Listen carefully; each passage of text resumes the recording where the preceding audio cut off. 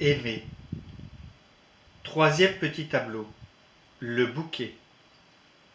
Aujourd'hui, c'est jour de confession dans le village. En effet, chaque semaine, ce moment de grâce est proposé aux personnes qui désirent se laisser pardonner par Dieu, qui est tout amour, et se plonger dans sa miséricorde, dans ce cœur à cœur avec celui qui donne tout à ses enfants tant aimés.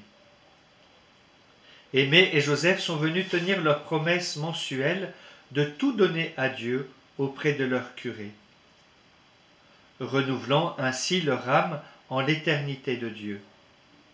Puis, ils sont là dans l'église, en silence, tout absorbés dans la joie d'avoir été pardonnés. Marius, ce bon curé, ayant profité de quelques moments d'éternité auprès du tabernacle, se retourne et les voit chacun de leur côté dans l'église, tout absorbés en Dieu. Il commence à sortir en silence pour ne pas les déranger, mais tout vieux qu'il est, il trébuche sur une dalle et se rattrape à un banc en faisant un gros bruit.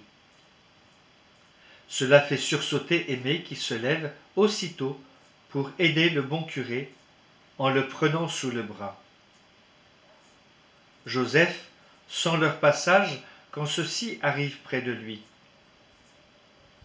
Il ouvre les yeux et sourit à ce beau tableau.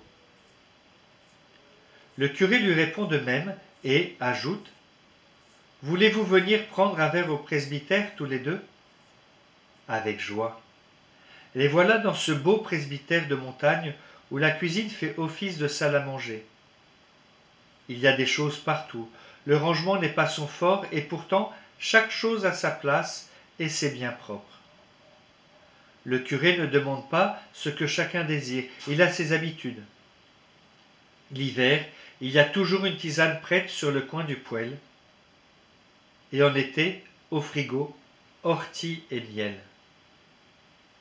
Un bout de fromage est sur la table, il commence déjà à en faire des petits bouts pour régaler ses bons amis.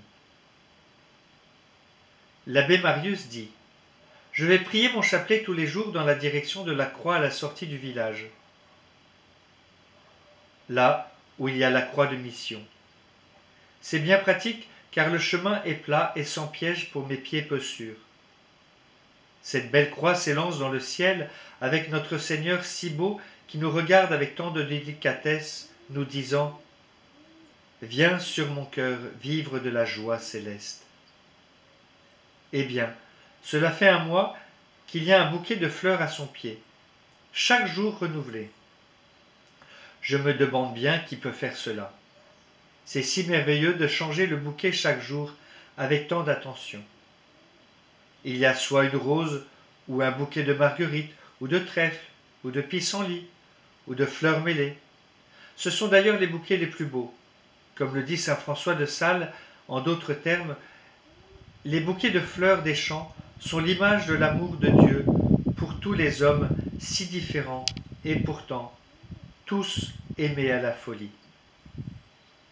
Ce ne sont pas des bouquets très sophistiqués, ils sont seulement pleins d'amour.